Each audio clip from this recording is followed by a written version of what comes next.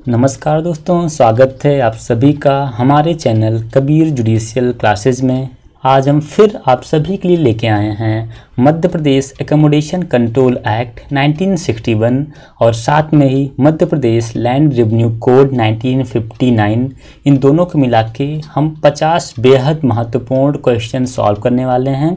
ये जो questions paper हैं ये आपके आगामी होने वाली परीक्षा के दृष्टिकोण से बेहद महत्वपूर्ण होने वाले हैं। इसमें से कुछ क्वेश्चंस हैं जो हम लास्ट में डिस्कस भी कर चुके हैं, लेकिन उसको रिपीट करने का मेरा बस एक ही उद्देश्य है कि कुछ सवाल जो हैं वो बहुत महत्वपूर्ण हैं, वो उनकी प्रबल संभावना ये है कि वो आपके आगामी एग्जाम्स में पूछे जाएंगे। इसी वजह से हम क्विक रिवीजन के लिए भी उन क्वेश्चंस को इस वीडियो में डाल दिए हैं। तो चलिए स्टार्ट करते हैं मोटिवेशनल कोट से कि कामयाब होने के लिए अपनी मेहनत पर विश्वास करना होता है। कि कामयाब होने के लिए अपनी मेहनत पर विश्वास करना होता है। ये किस्मत तो जुए में आजमाई जाती है। क्या बेहतरीन लाइन है कि सफल होने के लिए आपको खुद की मेहनत पर, अपने संघर्ष पर आपको विश्वास करना होगा। ये कोई किस्मत नहीं है जो एक दिन जुए में आजमाई जाए या फिर आप अचानक से सफल हो जाएं। स्टार्ट करते हैं पहले क्वेश्चन से। An appeal shall lie against the order passed by rent controlling authority to। Rent controlling authority के अगेंस्ट में अगर कोई ऑर्डर पास किया गया है तो वो कहाँ पर अपील की जा सकती है? तो option number high court 1, option 2 district court, option 3 collector and option number 4 state government. तो करेक्ट आंसर क्या है? Option number 2 is the correct answer. An appeal shall lie against the order passed by rent controlling authority to district court। अगला सवाल, who is not a member of family for the purpose of MP accommodation control act. इनमें से कौन family member नहीं माना जाएगा MP accommodation control act के according? Option 1 unmarried sister, unmarried daughter, option 3 grandson living separately and option 4 grandfather. तो correct answer क्या है? ग्रैंडसन लिविंग सेपरेटली को फैमिली मेंबर नहीं माना जाएगा under MP accommodation control act. बाकी unmarried daughter, unmarried sister and grandfather ये तीनों माने जाएंगे। Question number 3, essential supply enjoyed by a tenant in respect of the accommodation let to him is cut off by the landlord who will make an order to restore such supply। किनके पास ये authority है कि अगर कोई tenant को उसके accommodation से उसको लैंडलॉर्ड द्वारा हटा दिया गया है, एसेंशियल सप्लाई बंद कर दी गई है, तो किनके पास वो जाके एप्लीकेशन फाइल कर सकता है उसके रिस्टोरेशन के लिए जो नेसेसिटी है? Option 1 collector, option 2 civil court, option 3 rent controlling authority and option 4 municipal corporation. तो करेक्ट आंसर क्या है? रेंट कंट्रोलिंग अथॉरिटी के पास वो एप्लीकेशन फाइल कर सकता है एसेंशियल सप्लाई के रिस्टोरेशन के लिए। अगले सवाल की तरफ हम लोग चलते हैं। Who is not a revenue officer. कौन रेवेन्यू ऑफिसर नहीं है? Settlement officer, revenue inspector, assistant superintendent land records and option 4 नायब तहसीलदार। तो करेक्ट आंसर क्या है? सेटलमेंट ऑफिसर को रेवेन्यू ऑफिसर माना जाता है, असिस्टेंट सुपरिंटेंडेंट लैंड रिकॉर्ड्स को माना जाता है और नायब तहसीलदार भी रेवेन्यू ऑफिसर हैं। बट रेवेन्यू इंस्पेक्टर जो होते हैं उनको रेवेन्यू ऑफिसर की कैटेगरी में नहीं रखा गया है। तो क्वेश्चन नंबर 4 का करेक्ट आंसर है option number 2, the revenue officer is not, revenue inspector is not a revenue officer. Question number 5, whether civil court can decide reinstatement of a Bhumi Swami who has been improperly dispossessed under section 250 of land revenue code? Option 1 yes, option 2 no, option 3 with the consent of the revenue court and option 4 with the consent of the party। तो correct answer क्या है? Option number 2 is the correct answer। Civil court cannot decide reinstatement of a Bhumi Swami who has been improperly dispossessed under section 250 of the land revenue code। Question number 6, ये वजीबुल अर्ज से लगभग आप देखेंगे हर एक exam में क्वेश्चन पूछे जाते हैं, तो इस वजह से मैंने इसको 2-3 क्वेश्चन इसमें से उठा लिए हैं। तो जो इंपॉर्टेंट हैं आपके एग्जाम्स के लिए बहुत महत्वपूर्ण है, इस क्वेश्चन को आप स्टार लगा के रखिएगा और ध्यान रखिएगा कि इसका करेक्ट आंसर क्या होगा। तो wajib ul arz of a village is maintained by the, wajibul arz एक विलेज गांव का जो होता है किसके द्वारा मेंटेन किया जाता है? ऑप्शन नंबर 1 पटवारी, ऑप्शन 2 कोटवार, option 3 sub divisional officer and option 4 tehsildar. तो as you know that patwari has duty to maintain the wajibul arz of a village. तो करेक्ट आंसर क्या है? Option number 1 patwari is the correct answer. Question number 7, under the code a second appeal against the order passed by collector shall lie before. किनके पास में second appeal file की जाएगी? Option 1 commissioner, option 2 settlement commissioner, option 3 board of revenue and option 4 high court. तो correct answer क्या है? Option number 3 आपका question number 7 का करेक्ट आंसर है। Option number 3 board of revenue, second appeal board of revenue के पास में file की जाएगी। Question number 8, who among the following is not authorised under the code to transfer the land. इनमें से किन के पास ये अथॉरिटी नहीं है कि लैंड को ट्रांसफर करने का through the lease? Option 1 window, option 2 unmarried women, option 3 married women and option 4 cooperative society. तो मैरिड वुमेन को ये अथॉरिटी नहीं है कि वो लैंड को ट्रांसफर कर सकें लीज के थ्रू। तो option number 3 is the correct answer.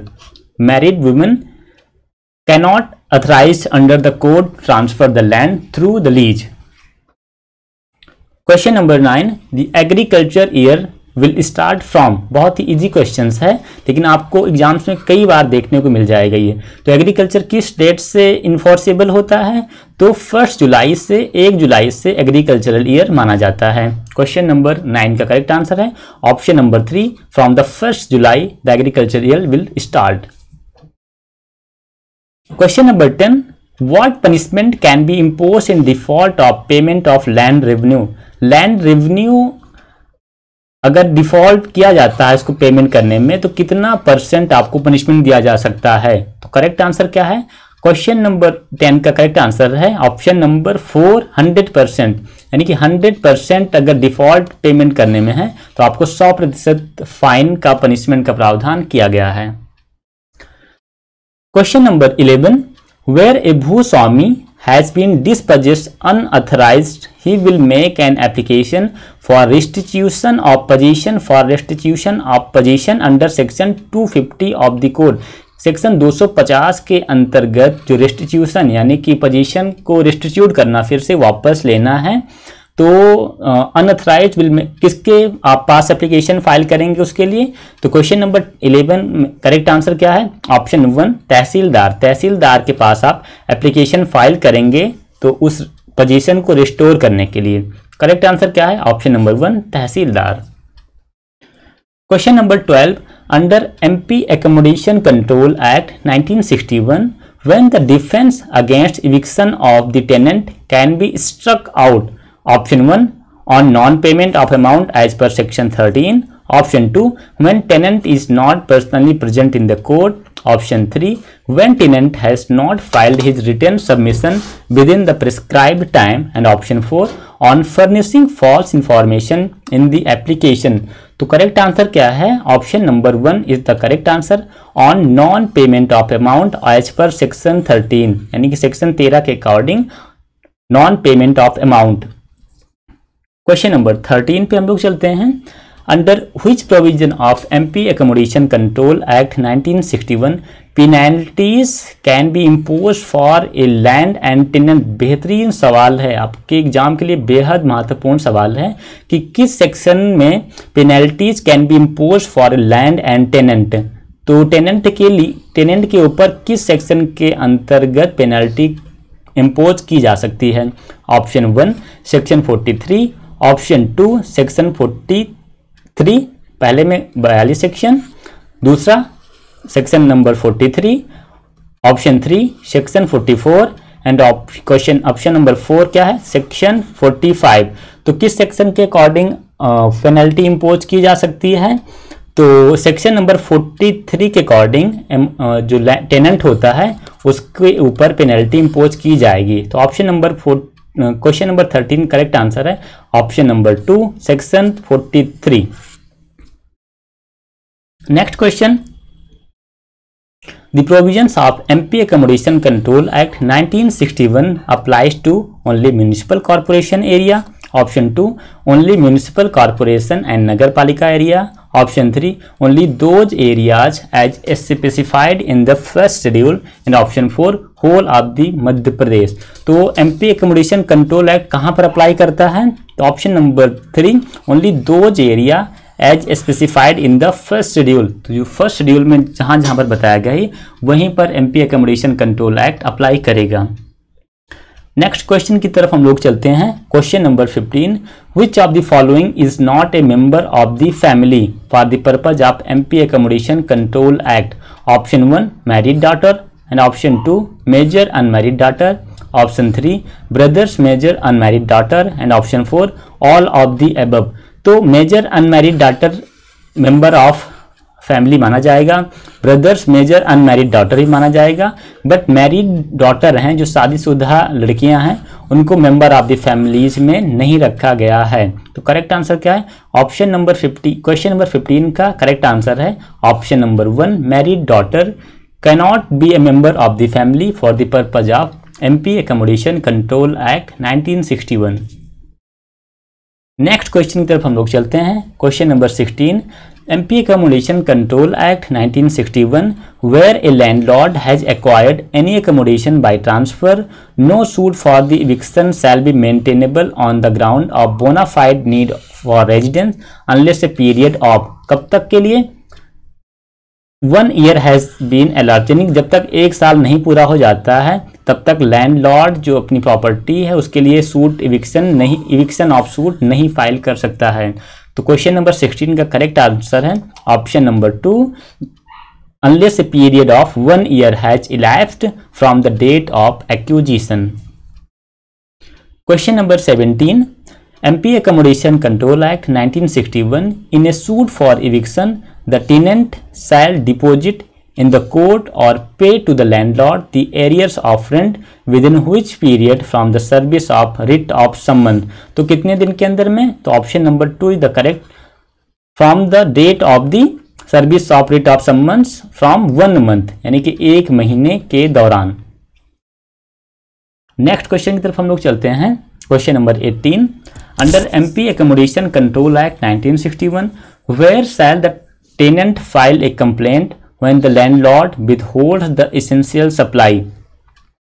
Option 1 subdivisional officer, option 2 collector, option 3 rent controlling authority, and option 4 civil court। तो करेक्ट आंसर क्या है?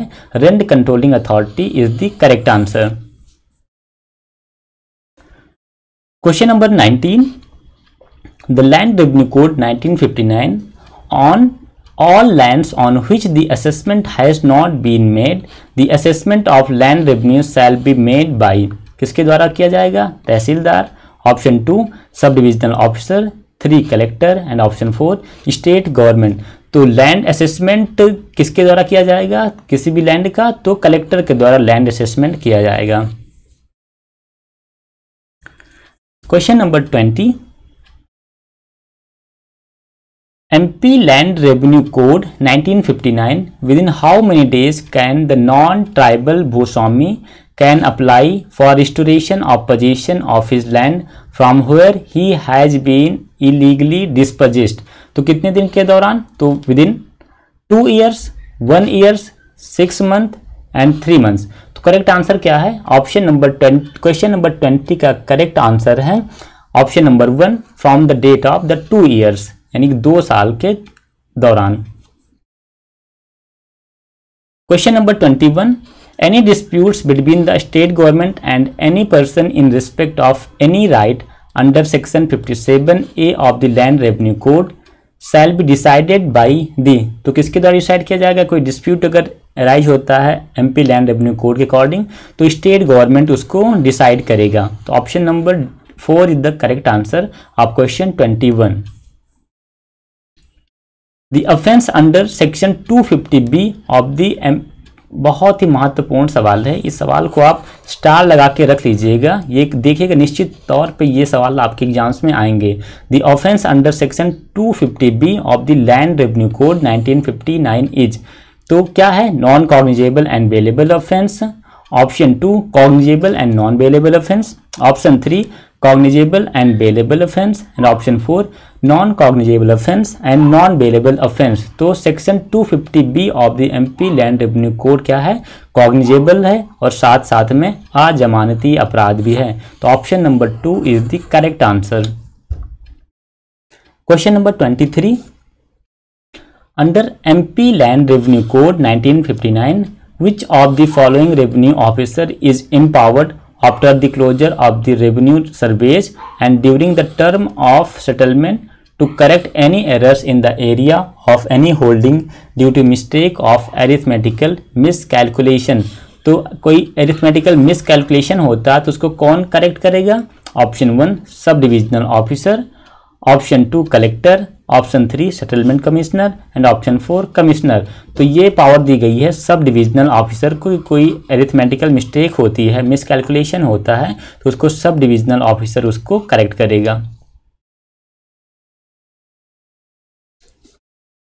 Question number 24, a person who at the time of coming into force of the MP land revenue code 1959 held a land as a pattedar tenant in the Vindhya Pradesh region shall be called. क्या बोला जाएगा उनको? तो उनको बोला जाएगा भूस्वामी। Option number 1 is the correct answer, he shall be called भूस्वामी।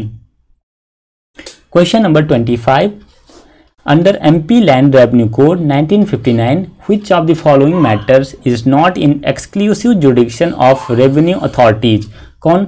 Any claim to modify a decision determining abadi made by a settlement officer or collector।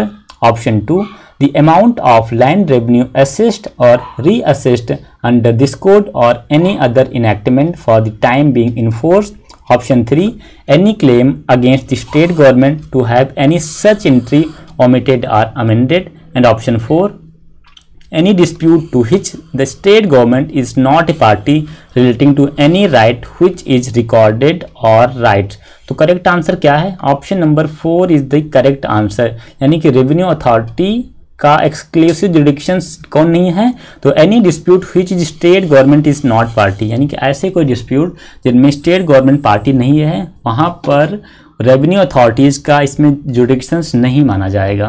बाकी इन तीनों में उसका एक्सक्लूसिव जुडिक्शंस होगा मैटर को इंटरटेन करने के लिए। तो option 4 is the correct answer under question number 25। Question number 26, under which section of MP land revenue code occupancy tenants defined. ये बेहतरीन सवाल है कि ऑक्यूपेंसी टेनेंट्स किस सेक्शन में डिफाइन किया गया है। तो क्वेश्चन नंबर 26 में सेक्शन 185 यानी कि 185 सेक्शन में आपका एमपी लैंड रेवेन्यू कोड में ऑक्यूपेंसी टेनेंट्स को डिफाइंड किया गया है। क्वेश्चन नंबर 26, तो करेक्ट आंसर क्या? Section 185 defines occupancy tenants.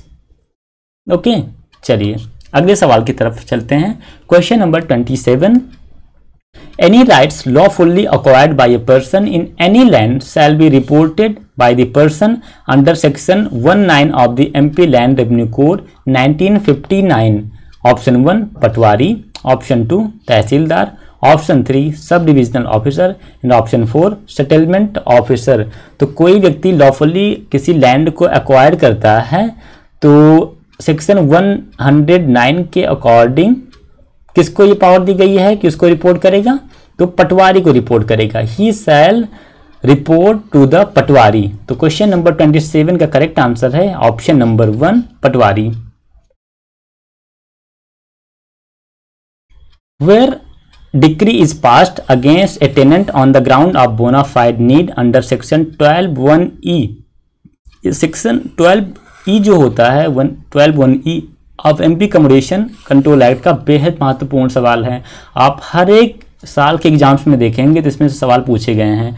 तो इसका करेक्ट आंसर क्या है? The landlord would get position of the premises after the date of order, यानी कि 2 महीने के दौरान, यानी कि he will get the position of the premises after the date of order of 2 months। Option number 1 is the correct answer. Question number 29 देखते हैं हम लोग। To whom appeal lies against an order passed by Rent Controlling Authority under Section 23A of the MP Accommodation Control Act। यानी कि section 23A के according rent controlling authority जो order pass करता है उसके अगेंस्ट में अपील कहां पर फाइल की जाएगी? Option 1 high court, option 2 district court, option 3 collector and option 4 no appeal shall lie. यानी कि कोई अपील नहीं फाइल की जा सकती है सेक्शन 23A के अकॉर्डिंग रेंट कंट्रोलिंग अथॉरिटी के अगेंस्ट में। तो क्वेश्चन नंबर 29 का करेक्ट आंसर है option number 4 no appeal shall लाई। चलिए क्वेश्चन नंबर 30 की तरफ मूव करते हैं हम लोग। Under MP Accommodation Control Act, landlord can institute a suit for eviction against tenant for accommodation let for non-residential purpose if required bona fide by the landlord। क्या है? तो क्वेश्चन नंबर 30 का पहला ऑप्शन है for hotel business, option 2 for temple construction, option 3 for opening orphanage and option 4 on all of the above grounds. तो correct answer इसका ये है option number 1 for hotel purpose. Question number 31 under MP Accommodation Control Act, the ground for eviction that the tenant has built accommodation suitable for his purpose is available only where the purpose of letting is option 1 residential, option 2 non-residential, option 3 composite and option 4 immoral. तो correct answer क्या है? Option number 1 is the correct answer only where the purpose letting is residential. Question number 32 under section 13(2) of MP Accommodation Control Act, fixing the provisional rent is necessary where the disputes relates to. किससे dispute relate करना चाहिए? Arrears of rent, amount of rent, option 3 arrears of rent and amount of rent both, option 3 neither arrears of rent nor amount of rent both. तो correct answer क्या है? Option number 2 is the correct answer amount of rent. Question number 33 a retired servant of A is covered within the meaning of landlord as defined under section 23J(2) of MP Accommodation Control Act। क्या है? Municipal corporation, any company, company owned or controlled by state और central government, option 4 corporation. तो question number 33 का correct answer है company owned or controlled by the state और central government. तो option number 3 is the correct answer. Next question, question number 34 under MP Accommodation Control Act with respect to fixation of standard rent exclusive jurisdictions has been conferred। Option number कौन सा सही है इसमें? District जज के पास authority है, rent controlling authority के पास, या फिर सिविल जज, या फिर डिप्टी कलेक्टर। तो किसके पास ये जुडिक्शंस है कि वो रेंट का जो स्टैंडर्ड है वो फिक्स कर सकता है? तो रेंट कंट्रोलिंग अथॉरिटी के पास ये पावर है कि एक जो अप्रोप्रिएट रेंट होगा वो रेंट कंट्रोलिंग अथॉरिटी तय करेगी। Question number 35 under section 12(1)(f) of MP Accommodation Control Act, whose need landlord cannot obtain decree of eviction against a tenant। किसके अगेंस्ट में? For himself, for unmarried daughter, for major son, option 4 for his wife. तो correct answer है option number 4 is the correct answer for his wife landlord can not obtain decree of eviction against a tenant. Question number 36 under MP Land Revenue Code in respect of government lessee, which statement is correct? Land can be transferred anytime with permission of collector. Land cannot be transferred. Land cannot be transferred after 10 years and option 4 none of the above। तो in respect of government lessee के favour में कौन सा option सही है? तो option number 3 is the correct answer। Landlord cannot be transferred after 10 years। Question number 37 Under MP Land Revenue Code, a भूस्वामी can transfer his land on lease only for a period of, यानी कि MP Land Revenue Code के according कोई भूस्वामी होता है जो landlord होता है वो किसी व्यक्ति को अपनी जो लीज होती है वो कितने साल के ट्रांसफ़र की जा सकती है? For any number of years, for 1 year in 3 consecutive years. Option 2 for 2 years in 3 consecutive years. Option 4 he cannot transfer his land on lease. तो करेक्ट आंसर क्या है? तो कोई भूस्वामी अपनी लीज लैंड को लीज कर सकता है for any number of years, there is no time fixation yet. Question number 38. Under MP land revenue code who is the owner of all lands of the state. यानी कि जो land revenue according जो land होगी उसका भूस्वामी कौन होगा, उसका ओनर कौन होगा? Union government, state government, bhuswami who carries on agriculture. कौन कर सकता है? देखिए यूनियन गवर्नमेंट तो हो नहीं सकती है. जो भी लैंड है स्टेट गवर्नमेंट का तो उसका ओनर, लैंड का ओनर स्टेट गवर्नमेंट ही हो सकती है, ना कि कोई दूसरा व्यक्ति. Question number 39. Under which section of MP land revenue code appointment of kotwars and their duties are prescribe. बेहद महत्वपूर्ण सवाल है, देखिएगा, छाप के रखिएगा. ये क्वेश्चंस आपके एग्जाम्स में बहुत प्रबल संभावना की पूछी जा सकती है. तो 39 में appointment of kotwars and their duties किस सेक्शन में दी गई है? तो सेक्शन 230 में कोटवार की ड्यूटी और उनका अपॉइंटमेंट दिया गया है. तो option 3 is the correct answer. Question number 40. Under section 113 of the MP land revenue code clerical errors made in the records of rights may at any time be corrected और cause to be corrected by the. यानी कि MP land revenue code में अगर कोई clerical errors होती है तो किसके द्वारा सही की जाएगी? तहसीलदार, गलत. कलेक्टर, बिल्कुल नहीं. Tehsildar with permission of the collector, ये भी गलत है. ऑप्शन 4 सब डिविजनल ऑफिसर. तो सब डिविजनल ऑफिसर को पावर है कि कोई भी MP लैंड रेवेन्यू कोड में क्लरिकल एरर्स हैं सेक्शन 113 में तो वो उसको करेक्ट कर सकता है. चलिए क्वेश्चन नंबर 41 हम लोग देखते हैं. Under MP land revenue code how many adjournments may be granted by the revenue officer to each party of the hearing of a case or proceeding before him? Option 1 not more than 2, not more than 3, not more than 4. Option 4 no limit. तो correct answer क्या है कि कोई भी adjournment हो सकती है, वो कितने टाइम के लिए ग्रांट की जा सकती है? नॉट मोर देन 3, यानी 3 से ज़्यादा के समय में प्रोसीडिंग को एडजॉर्न नहीं किया जा सकता है.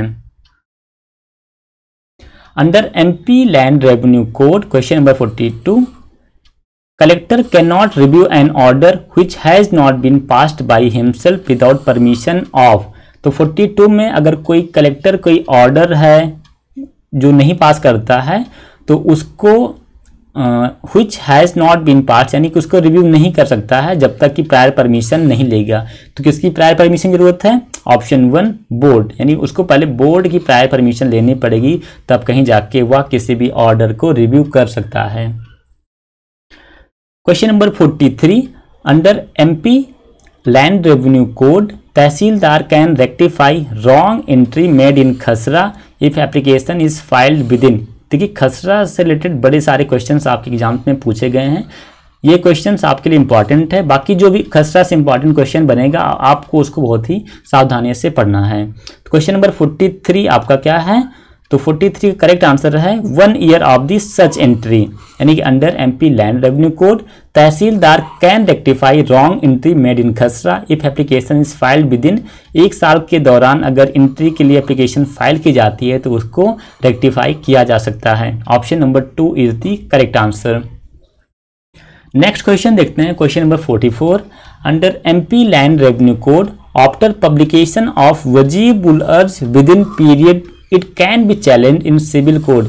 यानी कि जो वजीबुल अर्ज होता है उसको पब्लिश होने के बाद सिविल कोर्ट में कितने दिन के दौरान आप उसको चैलेंज कर सकते हैं? क्वेश्चन नंबर 44 का करेक्ट आंसर है option number 1 is the correct answer. 1 year, 1 साल के दौरान आप चैलेंज करने के लिए आप सिविल कोर्ट जा सकते हैं वजीबुल अर्ज के अगेंस्ट में. चलिए क्वेश्चन नंबर 45 देखते हैं. Who is the landlord for the purpose of section 23J of the under MP accommodation control. यानी कि सेक्शन 23J में कौन लैंडलॉर्ड है? Option 1 a retired servant of government, A government servant, A divorced wife, A handicapped person.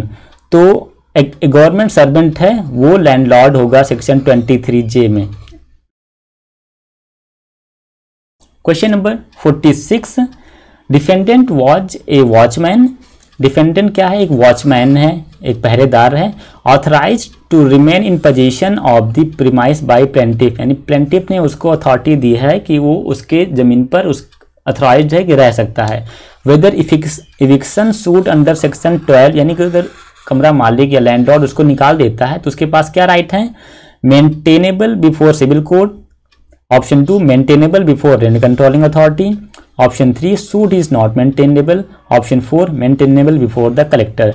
Correct answer क्या है? Option number 3 the correct answer, suit is not maintainable, क्योंकि वो क्या है? एक वॉचमैन है, ना कि कोई वो एक टेनेंट है। वो बस as a consent discretionary power है कि लैंडलॉर्ड ने किसी को रहने के लिए दिया है तो जब मन चाहता है उसको वो इविक्ट करा सकता है। आप कोई क्लेम नहीं कर सकते हैं रेंट कंट्रोलिंग अथॉरिटी में या फिर सिविल कोर्ट में। ठीक है, तो करेक्ट आंसर है there is no suit is maintainable under section 12 of the MP accommodation control act. Question number 47, as per section 13 of under MP accommodation control act the rent may be deposited in the court whether section 30 is applicable to execution proceedings of decree for eviction. तो section 13 is not applicable to execution proceeding of decree for eviction, तो option number 3 is the correct answer. Question number 48, which one is not correct under section 2A under MP accommodation control act? accommodation means, तो accommodation means में कौन शामिल नहीं है? Any land which is being used for agriculture purpose, garden, grounds, garage and other houses. Any fitting affixed to such building. Option 4 any furniture supplied by the landlord for use in such building. तो correct answer क्या है? तो any land which is being used for agriculture purpose, यानी कि कोई भी land जो agriculture purpose के लिए यूज की जाती है वो accommodation में शामिल नहीं है। क्वेश्चन नंबर 48 का करेक्ट आंसर है option number 1 any land which is being used for agriculture purpose. Question number 49, which one of the following preposition is correct about section 14 of the MP accommodation control act, यानी कौन सा statement करेक्ट है under section 14 of MP accommodation control act?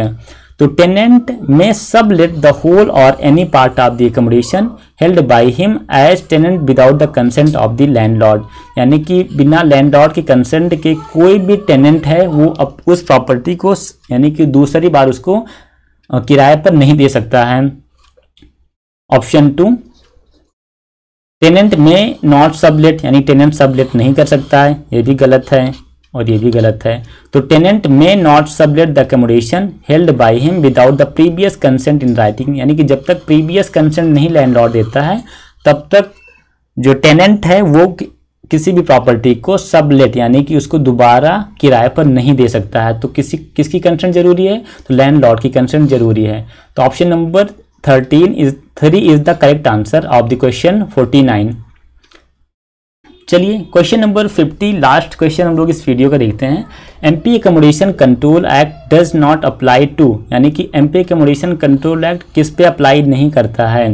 Government property पर, non agricultural land पर, property of local authority use to residential purpose, तो residential purpose पे भी अप्लाई करता है और नॉन एग्रीकल्चरल लैंड पर भी अप्लाई करता है। बट स्टेट गवर्नमेंट की जो प्रॉपर्टी होती हैं जैसे स्कूल हो गया जो गवर्नमेंट ऑपरेट करता है, कोई बिल्डिंग हो गई, तो उस पर MP accommodation control act apply नहीं करता है। तो option number 1 is the correct answer of question 50 government property. तो चलिए इस तरह हम लोगों ने 50 questions MP accommodation control act और एमपी लैंड रेवेन्यू के कवर किए हैं। नेक्स्ट वीडियो में भी मेरे पास जहां तक मैंने देखा कि 50 क्वेश्चन मैंने फिर आपके लिए लेके आए हैं, जिसमें से अधिक क्वेश्चन हम आपके रिवीजन के लिए रखेंगे जो आपके एग्जाम्स के दृष्टिकोण से बहुत महत्वपूर्ण होगा। तो चलिए नेक्स्ट वीडियो में हम लोग मिलते हैं। मेरी यही अपेक्षा है कि आपका 6 मई का जो पेपर है इन वीडियो में से आपके सारे क्वेश्चंस 15 के 15 क्वेश्चंस आपको इसी वीडियो में से मिले, कहीं आपको और अदर जगह जाने की ज़रूरत नहीं पड़ती है। तो thank you so much for watching this video. See you soon in next video. Thank you.